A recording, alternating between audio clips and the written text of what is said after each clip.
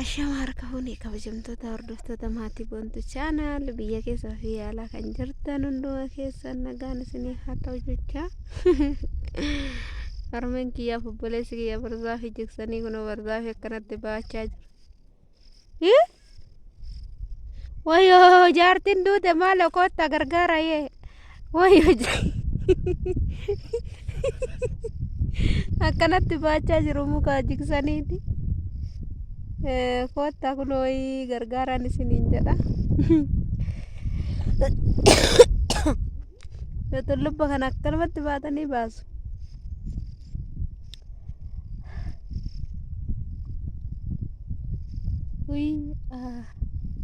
Namni dargaggeessa dhiiraa namaaf dhaga'u hin qabaanne kun akkanatti baata argitanii. Haala kun.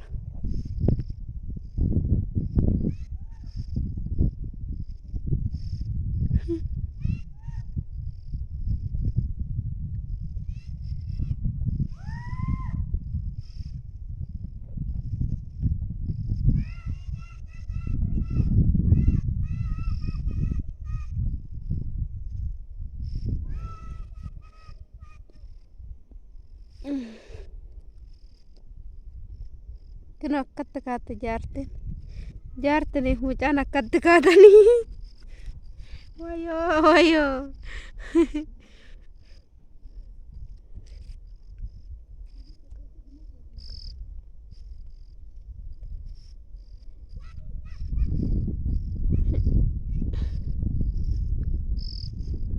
no biyyi keenya kana fakkaatti.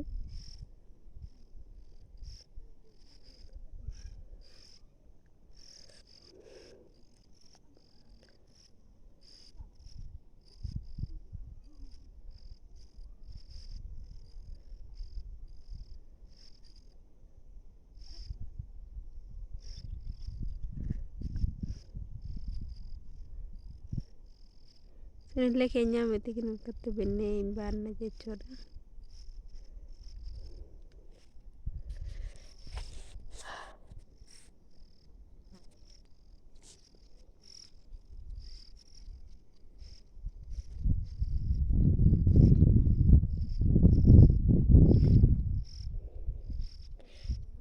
Lagni guute ree.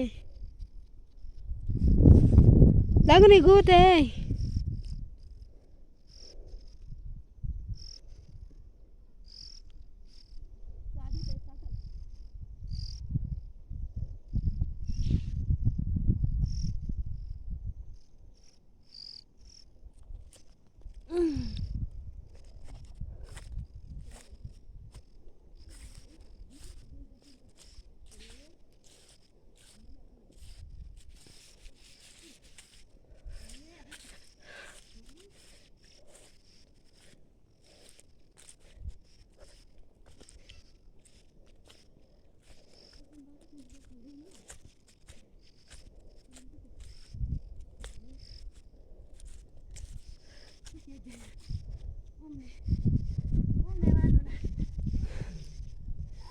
Jawab dah wajib.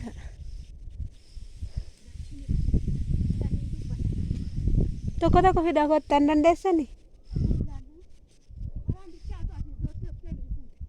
Jira.